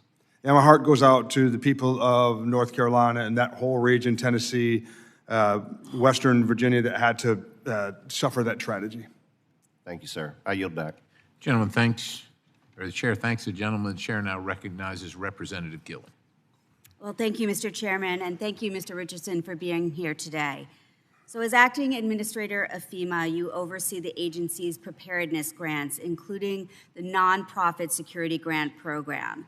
And as I'm sure you're aware, synagogues, churches, yeshivas, and many other houses of worship across our country, and certainly in my district on the South Shore of Long Island, rely on these grants to keep their congregants, their worshipers, and our residents safe.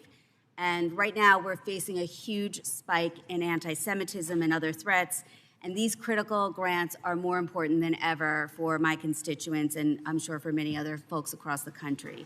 And I'm grateful that FEMA recently awarded some of the emergency supplemental funding that was allocated for fiscal year 24. However, the agency still has not opened applications for fiscal year 25 funding, which Congress had approved back in March. So, Mr. Richardson, fiscal year 25 is coming to a close soon, and synagogues and houses of worship, churches in my district are wondering when you might open the application for fiscal year 25 nonprofit security grant program so we can make this $275 million available for this really important need in my district and across the country. Yeah, and thank you for the question. I believe those grants are very, very important, and we've spent a lot of time in the last couple of months moving forward and doing due diligence on those. But I do have good news. There are NOFOs going out. I can't speak to that grant specifically, but there are NOFOs going out as we speak. Okay, great. And can my office follow up with you about these specific grants because they are so important in my district? Please do. And one of the things we want to do is we want to make sure we get those notice of fundings out so the districts have a chance to apply and get back with us. So yes, please do. Okay, great. And also with respect to these grants, I've heard from a lot of pastors and rabbis that the funding is okay to be used for infrastructure, but not actually for personnel. And so a lot of our synagogues and houses of worship are looking to expand the scope of appropriate uses for this funding to include perhaps security personnel to stand guard at the synagogues, particularly during the high holy days or during worship services. And is that something that we could work with your office on to try to maybe expand the scope of funding? Yeah, I understand the question. Thank you for the question. Yeah, please do. I need to look into the details of the grant, but I'm sure there's some way we can work around that. Okay, great, thank you. And finally, in May, FEMA opened applications for FY24 SAFER grants to help hire, recruit, and retain firefighters. And I wrote to fire departments across my district, encouraging them to apply for these grants. And I'm really pleased that the Oceanside Fire Department in my district, which operates with volunteer service members, put together a really strong application for funding to help them recruit and train new volunteer firefighters to keep their community safe. And I wrote you a letter in support of their application, and I'd appreciate the opportunity to get in touch with your office again. Can you commit to working to follow up on this issue also with me after this hearing? Sure, and thanks once again. I think I replied to the letter, but yes, I would be happy to speak with you. Great, thank you so much, Mr. Richardson. I yield back. Chair thanks the gentlelady. The chair now recognizes Representative Kiley. Thank you, Mr. Chair. Thanks for being here today, Mr. Richardson. I'd like to talk with you briefly about a very simple action that the President and FEMA could take that would come at a relatively modest cost, would make an enormous difference for many people in my district, and would reverse an enormous wrong committed by President Joe Biden. It relates to the Calder Fire, which you might be familiar with. The Calder Fire was one of the biggest fires in California history. It was in 2021, and you might remember the images that were really surreal of the ski slopes that were on fire and were ablaze. The blaze came very close to actually destroying the entire town of South Tahoe, which I represent. Fortunately, there was legislation that had created a categorical exclusion for fire mitigation that had allowed for a fire break to be created, and we were able to stop it from going into South Tahoe. But folks in the community of Grizzly Flats were not so fortunate. Hundreds of homes there were destroyed in 2021. The fire was so massive that Joe Biden actually came and visited shortly after, and did a tour in a helicopter, and then he made a promise to the victims in Grizzly Flat that he was going to help, that the federal government would support them. He said it was a federal responsibility. He then broke that promise. Joe Biden's FEMA denied individual assistance to the victims of the Calder Fire in Grizzly Flats on multiple occasions. I spoke with the president about it personally, and he said he wanted to correct the wrong. He never did.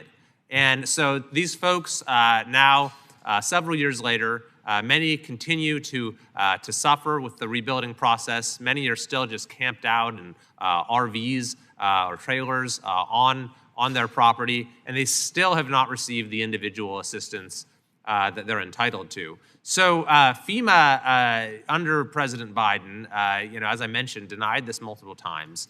But the president has the authority to grant the assistance himself. And in fact, President Trump did this during his first term for multiple wildfires in California. So my question is this something that you might be able to look into and talk with the president about to finally get the victims of the fire in the Calder Fire, the victims in Grizzly Flats, the individual assistance they deserve? Yeah, I can go both ways on that. I can talk to, and thank you for the question, I can talk to Region 10, Bob Fenton, and I can also reach out to the White House, find out where the delta is, and then get back to you with the potential way forward. I really appreciate that. And I think that, there's also room to look at the process by which these determinations are made within FEMA, because, one of the things, for example, that they used in their analysis, even though there are bigger wildfires where folks have gotten the individual assistance, they, for example, looked at the income level in El Dorado County as a whole, which is where Grizzly Flats is. Even though Grizzly Flats itself is not by any stretch of the imagination a wealthy area, but they counted the overall median income of the county against the people who lost their homes within this particular jurisdiction. There's a lot of arbitrary things like that that just don't make sense. But at the end of the day, this is a promise that the President of the United States, Joe Biden, made to the people in our community, and then he broke that promise. And I'm really hopeful that the President, if he has the ability to do so, can right that wrong. I'll reach out to Region 9, I'll reach out to Region 10, and then I'll be able to get back with you. Thank you very much. Appreciate it. Yield back. I yield to the chair, in fact. I thank the gentleman. Regarding the issue of call time, I just want to reference the New York Times article, which apparently was the source for the dispute over how many people actually received an answer on the call. And according to the article, it says, according to a person briefed on the matter who spoke on the condition of anonymity. Now, like I've said before, we all have, I think, reasonable criticisms of, and valid criticisms of FEMA, but on this occasion, I just want to make sure we're not making judgments based on people that spoke on condition of anonymity. And further in the article, it says the agency did publish similar data on October 29, 2024, which I'll remind everybody was during the last administration, during President Biden's administration, days after Hurricane Helene barreled across the South and nearly 3 weeks after Hurricane Milton hit Florida. That information showed the agency did not answer nearly half of the 507,766 incoming calls over the course of a week, E&E News reported. With that having been said, Mr. Administrator, can you, like I said, I think we all want to level set here. People on both sides of the aisle would like to know the efficacy of the call center and the response to people calling in for disasters. Can FEMA provide that information and the source of that information moving forward? Can we get a report on that so that we can know how well FEMA is performing in that paradigm? So this is how I'll answer that, Mr. Chairman. I think we can legally share that with you. I think we can, okay? I don't know for sure, but if we can, we will. I do know that we surged support. Yeah, I understand. I think that both sides of the aisle would like again, to level set and know what that information is and the source of that information. And if there's some reason that you can't do it legally, we would like to know that as well so we can take whatever action is appropriate here in Congress. Yes. All right. I'll fully cooperate. Thank the gentleman. The chair now recognizes the gentlelady, Representative Titus. Thank you, Mr. Chairman. Mr. Secretary, I'd like to go back to the conversation about NOFOs. You mentioned it several times, said that information is out the door. That's good news because some of these are months behind. I'm particularly interested in the UASI grants. That's the Urban Area Security Initiative grants, if you're familiar with that. Those are especially important in my district of Southern Nevada, Las Vegas. We have a lot of events, large-scale events that might be subject to a terrorist attack or some other disaster, and we've seen how these grants have been very helpful. In fact, there was a report that showed where they made such a difference after the Harvest Festival shooting, which is still the largest shooting in American history.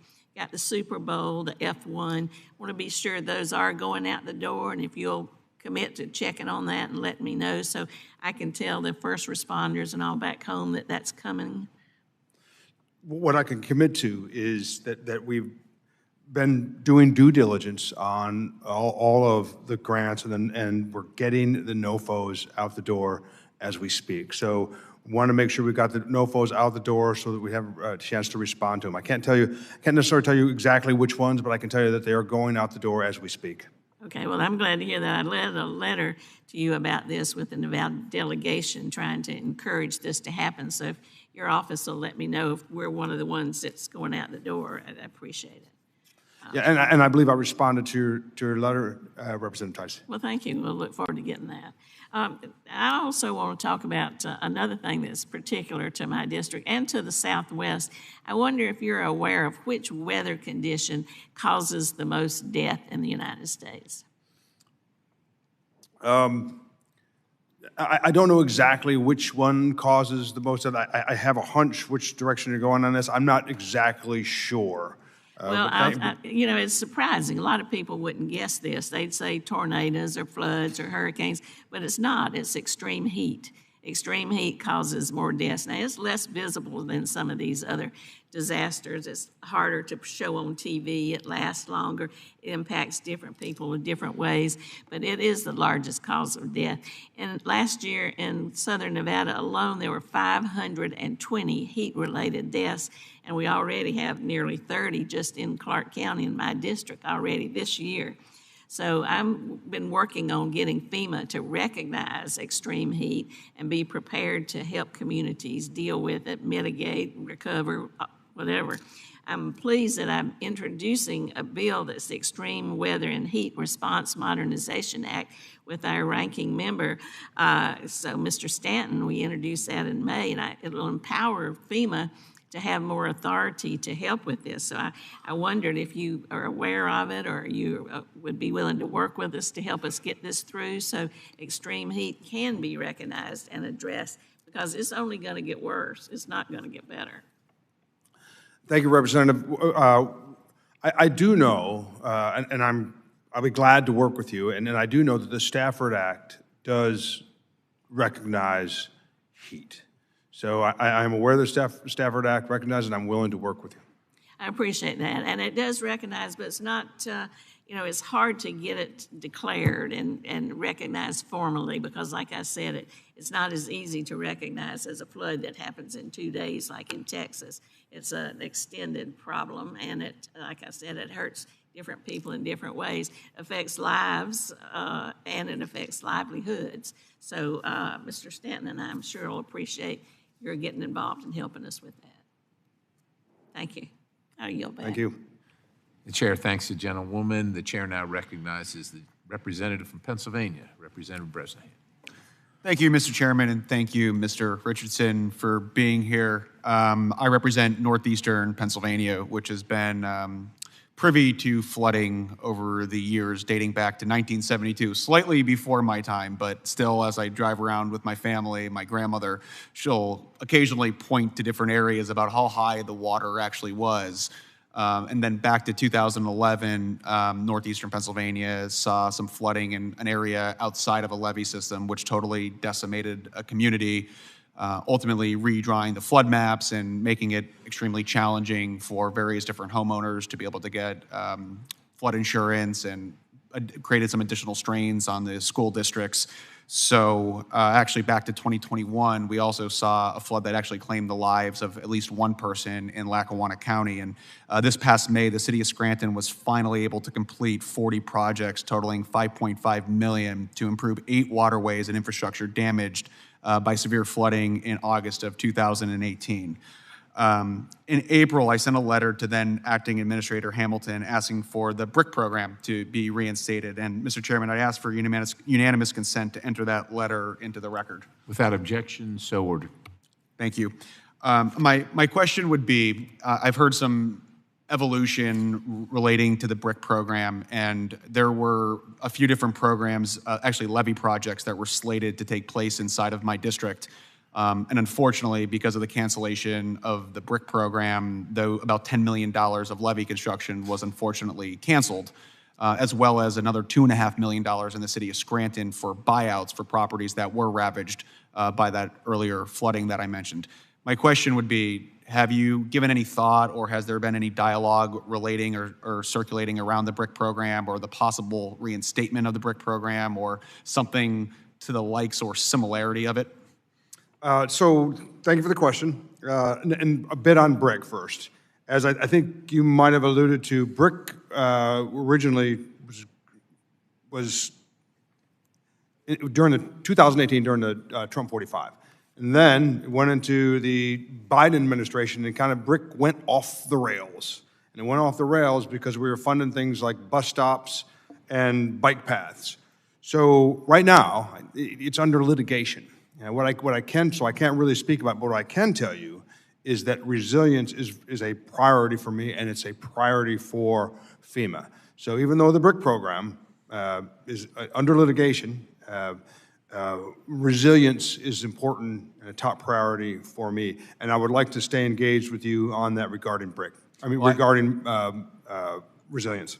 Really appreciate that, and I'll use this as an opportunity to invite you to northeastern Pennsylvania and see some of the communities that have unfortunately suffered dire consequences because of flooding, where levees were never even projected. Some of these areas never even had received water in 1972 that ended up being decimated in 2011 just because of different dynamics and landscapes within side of the river.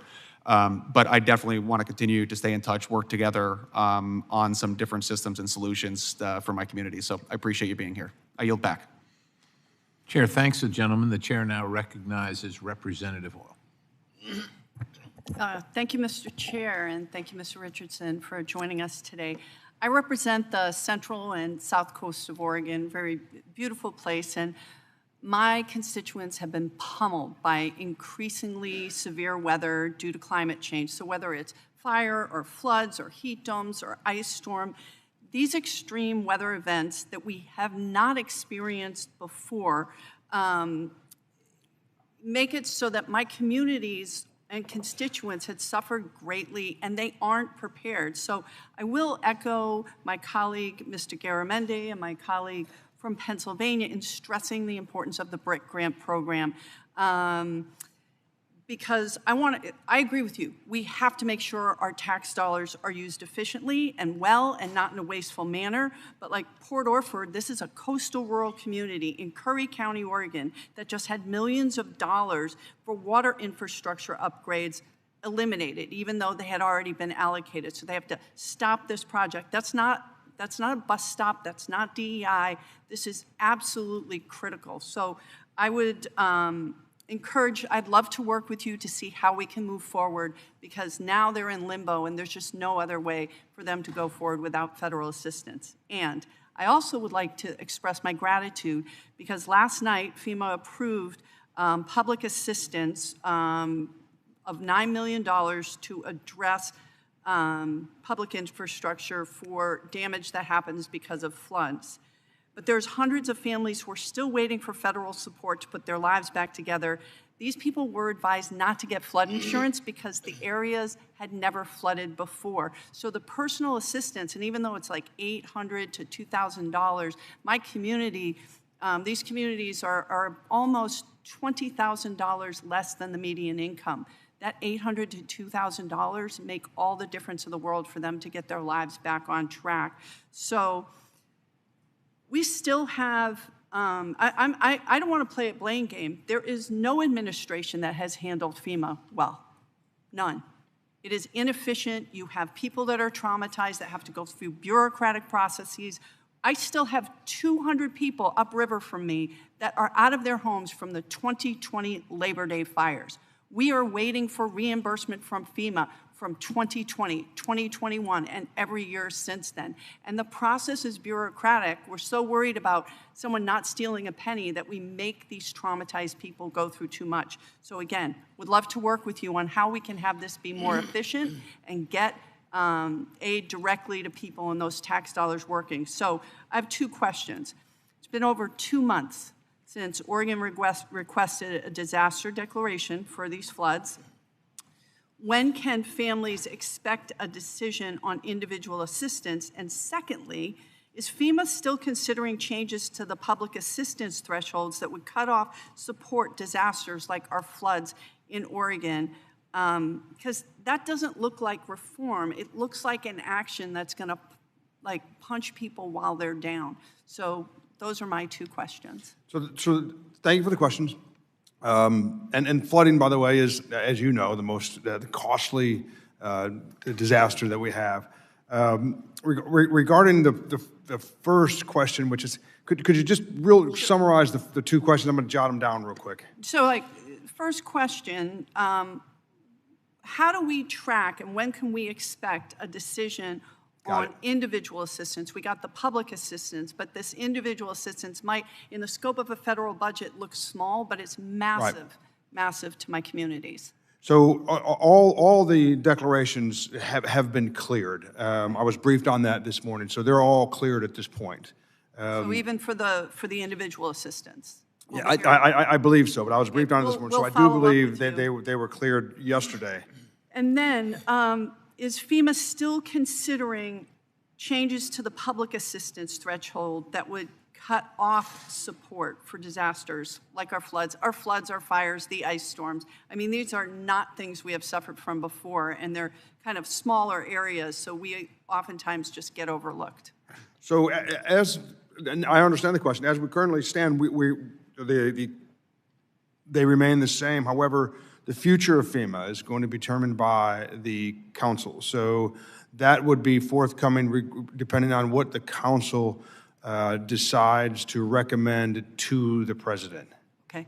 And then finally, I will just say again, please do not throw the baby out with the bathwater.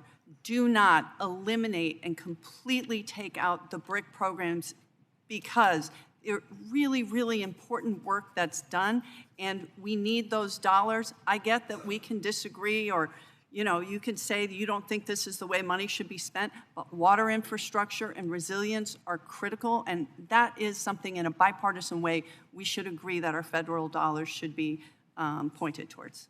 So thank you so much. Thank you. Chair thanks the gentlewoman. The chair now recognizes Representative Carbajal. Thank you, Mr. Chair. Thank you, Mr. Richardson, for being here. I want to start by reminding all of us why these federal dollars exist in the first place: to support the American people when they need it the most. These funds are meant to help communities prepare for the worst and respond quickly when disasters strike. Mr. Richardson, you say you stayed in Washington during a recent disaster to kick down the doors of bureaucracy. But for the Central Coast and for many communities across the country, FEMA delays in reimbursements have had real consequences. Contractors, cities, counties are forced to front the cost of emergency response and recovery, straining local budgets and slowing down rebuilding efforts. Yet when it's time for the federal government to pay back local communities, it is holding funds rather than repaying its share. Why? Because Secretary Noem is now personally reviewing every FEMA grant contract over $100,000. This bureaucratic bottleneck is suffocating our communities. I have heard from my constituents from the County of San Luis Obispo, the City of San Luis Obispo, the County of Santa Barbara, the County of Ventura, and various water districts throughout my district. They are not receiving the reimbursements that they are owed. Today, I want to focus my questions on these issues. Mr. Richardson, what specific action is FEMA taking to clear these overdue reimbursements, and how much longer will my constituents on the Central Coast have to wait? Thank you for your question. So the reimbursements and the bureaucratic nature of that is indeed something I'm concerned about, because I will kick down doors of bureaucracy. And we are digging into that now, because it takes far, far too long for the reimbursements and also to close out the disasters. So it's something that we are looking into. I don't necessarily have a timeline, but I can work with you to let you know. Thank you. For months, Donald Trump has claimed that he is cutting red tape, and his administration is doing that in Washington. For communities on the Central Coast, this sure doesn't feel that way. What process improvements has FEMA implemented or will implement to accelerate these reimbursements? So one of the things that I've done, and once again, thank you for the question, is I've consolidated the office was somewhat disparate when addressing these. What I've done is I've consolidated those functions in FEMA so we can get a better handle on it and better reporting measures for it. And I can share those with you. Love to have that information. What accountability measures or metrics does FEMA use to track reimbursement timelines internally?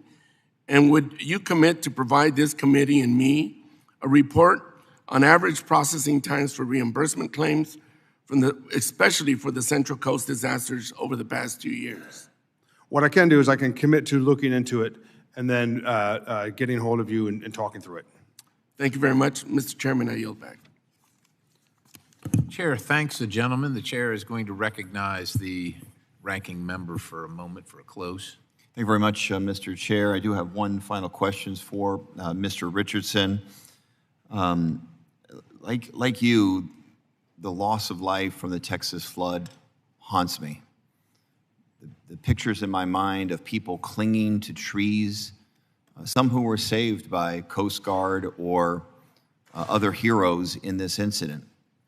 But it haunts me that we could have had more urban search and rescue preposition in place. We could have saved more of those people who were clinging onto those trees but weren't able to hang on for long enough. You testified here today that you relied on the judgment of the Texas emergency management officials, including Texas pre-based urban search and rescue. But FEMA did not act to bring in and pre-position additional urban search and rescue. That was a choice. The choice was made not to pre-position those additional search and rescue. In light of the fact that the lack of the greater number of urban search and rescues that could have saved more lives, do you still agree with President Trump's assessment that the response to the horrific Texas floods was, quote, the best FEMA response ever, unquote?